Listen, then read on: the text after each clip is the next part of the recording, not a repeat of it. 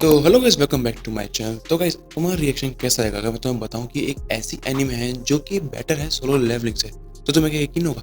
नहीं होगा, of course मुझे भी नहीं होता। तो देखो, आजकल एनिमे कम्युनिटी में बहुत कुछ चल रहा है क्योंकि आजकल इंस्टाग्राम के एडिटर्स के पास कुछ ज्यादा ही पावर आ चुकी है, क्योंकि वो लोग आने वाली एनिमे को कुछ ज्यादा हाइप कर सकते हैं और आ चुकी एनिमे को बहुत ज्यादा गिरा भी सकते हैं। लेकिन इंस्टाग्राम के एडिट्स की एक सबसे अच्छी बात है कि उनके थ्रू मुझे नई नई एनिमे मांगा और अपकमिंग एनिमे के बारे में पता चलता है। और इसी तरह मुझे पता चलता है एक एनिमे के बारे में जिसका नाम है काइजू नंबर 8।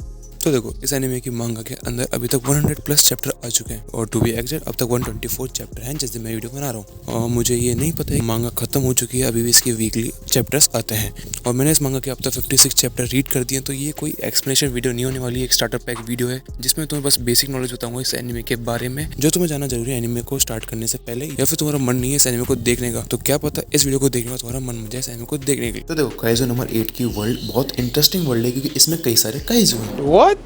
तो देखो, सीधी सीधी भाषा में बताऊं तो काइजू और कोई नहीं, बड़े बड़े मॉन्स्टर होते हैं और इस वर्ल्ड में अगर मॉन्स्टर है तो मॉन्स्टर को मारने वाले लोग भी होंगे। वो है जापान की डिफेंस फोर्स। और जब वो किसी काइजू को मार देते हैं तो उस काइजू की जो डेड बॉडी होती है उसको क्लीन करने के लिए एक यहाँ पे क्लीनिंग फोर्स भी है।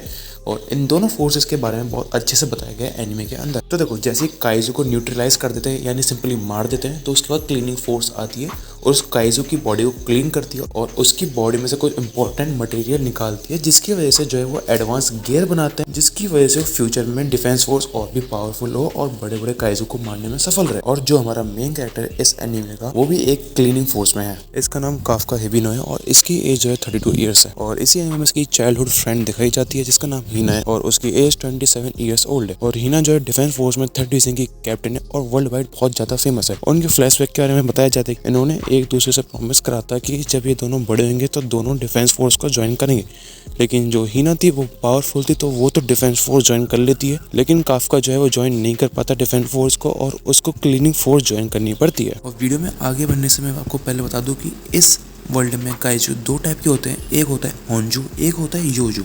अब होन्जू और योजू कंफ्यूज ज़्यादा मत होना, बस ये समझ लो कि होन्जू जो है वो ज़्यादा पावरफुल होते हैं और योजू थोड़े कम पावरफुल होते हैं। अब जैसे हम थोड़ा सीरीज में आगे बढ़ते हैं हमें एक यंग कैरेक्टर इंट्रोड्यूस करा जाता है जिसका नाम होता है रेनो इचिकावा, जो कि अभी 18 ईयर्स का है और हमें बताया जाता है कि उसको भी डिफेंस फोर्स ज्वाइन करनी है, लेकिन अभी एग्जाम में कुछ महीने बाकी हैं तो वो अभी क्लीनिंग फोर्स ज्वाइन कर रहा है जिसकी वजह से वो कुछ काइजू की नॉलेज ले पाए। और जैसे वो क्लीनिंग कंपनी में आता है उसको इंट्रोड्यूस करा जाता है हमारे मेन कैरेक्टर के साथ और काफका उसको बताता है कि उसको भी डिफेंस फोर्स ज्वाइन करनी थी लेकिन वो अपने ड्रीम पे गिव अप कर चुका है।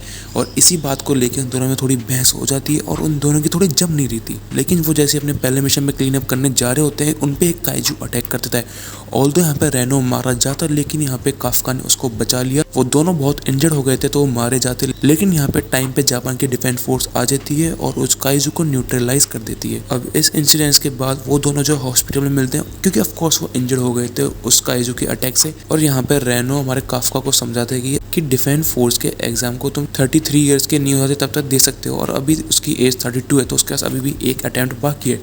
और ये दोनों वो यहाँ पे कोई बातचीत कर रहे होते हैं और इनका जो एक दूसरे में ट्रस्ट है वो थोड़ा ज़्यादा बिल्ड हो जाता है। लेकिन इसी हॉस्पिटल में अचानक से एक छोटा सा काइजू आता है और वो काफका के मुंह के अंदर चले जाता है और उसके तुरंत ही बाद जो हमारा काफका है वो एक काइजू में बदल जाता है। और इसी को देख के रेनो बहुत डर जाता है और उसी रूम में एक बुड्ढा आ जाता है तो दोनों बहुत डर जाते हैं। लेकिन रेनो समझ जाता है कि काफका के पास पूरा उसके माइंड के ऊपर कंट्रोल है, बस वो दिखने में काइजू है लेकिन उसकी पूरी बॉडी और माइंड पे 100% कंट्रोल है। तो रेनो उसको बोलता है कि हम दोनों यहाँ से भाग जाते हैं नहीं तो अभी डिफेंस फोर्स आके हम दोनों का बुट्टा बना देगी।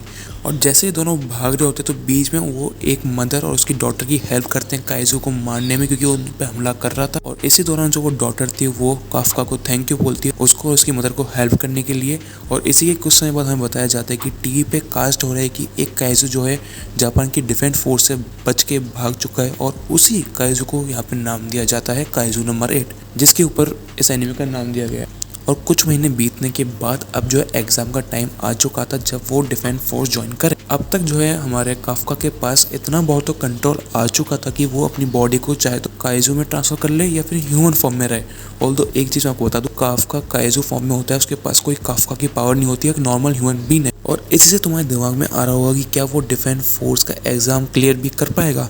तो हाँ, वो और रेनो जाके डिफेंस फोर्स का एग्जाम भी क्लियर कर लेते हैं। अब देखो, वो डिफेंस फोर्स का एग्जाम कैसे क्लियर करते हैं, वो अपनी काइजू की पावर पर उसका कितना कंट्रोल है, कि काफका डिफेंस फोर्स का एग्जाम कैसे क्लियर करता है, ये अपनी पावर कब का कैसे इस्तेमाल करता है। तो जाओ जाके एनीमे देखो और मुझे कमेंट करके बताना कि तुम्हें एनीमे कैसी लगी। और अगर आपको और किसी एनीमे के स्टार्टअप पैक वीडियो चाहिए तो कमेंट कर देना, मैं उससे वीडियो ले आऊँगा।